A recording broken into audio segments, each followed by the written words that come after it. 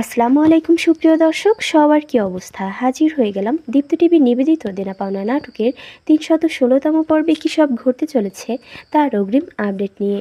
এই পর্বটিকেও মিস করবেন না, কারণ এই পর্বে আপনারা দেখতে পারবেন ইরফানের বাবাকে দেখা যাবে সে এবার রাগে জিদে রহমানের নামে মামলা করার জন্য রহমানের গোপন বিজনেসের ব্যাপারে পুলিশের কাছে ফোন দিবে।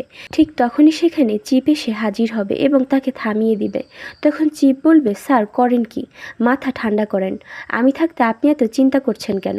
তখন ইরফানের বাবা চিফকে বলবে, মাহতাব এখন আমার দুইটা লক্ষ্য, এক যে করেই হোক যত দ্রুত সম্ভব আমাকে লোনের টাকাটা জোগাড় করতে হবে, আর দুই রহমানকে উচিত শিক্ষা দিতে হবে।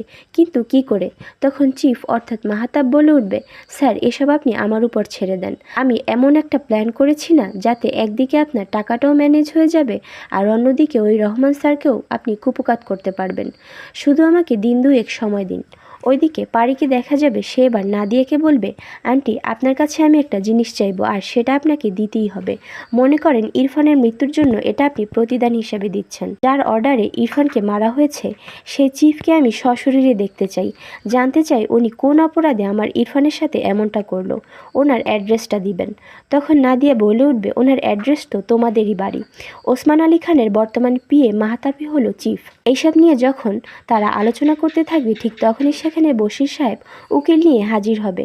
তখন পারি ও নাদিয়া মিলে উকিলের সাথে কিভাবে তার বাবাকে ছাড়ানো যায় সেটা নিয়ে আলোচনা করলে উকিল সাহেব বলে উঠবে, দেখেন এটা শত কোটি টাকার মামলা, তো এটা তো সহজ বিষয় না।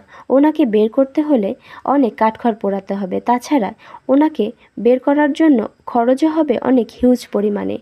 আর শাস্তি তো আছেই, শাস্তি হিসাবে হয় শাস্তি নয় জেল, অথবা এই দুটোই হতে পারে। উকিলের মুখে এমন কথা শুনে পারি সহ পুরো পরিবারকে দেখা যাবে তারা অনেক বেশি টেনশনের মধ্যে পড়ে যাবে। আর অন্যদিকে আপনারা দেখতে পারবেন মৃত্যুকে দেখা যাবে সে সারাকে কুবুদ্ধি দিতে থাকবে। তখন সারা বলবে, ভাবি তুমি আর আমাকে কি বুদ্ধি দেবে? আমি যা করেছি না সেটা শুনলে তো তুমি অবাক হয়ে যাবে। আমি তো এই পল্লবকে পুরো বোকা বানিয়ে ফেলেছি। তখন মিতু বলে উঠবে, সারা ওই পল্লবকে বোকা বানিয়ে তুমি একদম ঠিক কাজ করেছো।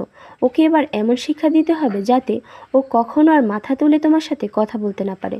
তখন সারা বলবে, শুধু তাই না ভাবি, আমি ওর সংসারটাও আর টিকতে দিব না। ওর বোনের কারণে আমি আমার ইরফান ভাইয়াকে হারিয়েছি। এখন পল্লবের জীবনটা হেল করে আমি ওর বোন পারমিতার উপর প্রতিশোধ নিব। আর এছাড়াও থাকছে আশ্চর্য সকল ঘটনা। সুতরাং সবাইকে দেনা পাওনা নাটকের আগামী পর্ব দেখার আমন্ত্রণ রইল। ধন্যবাদ।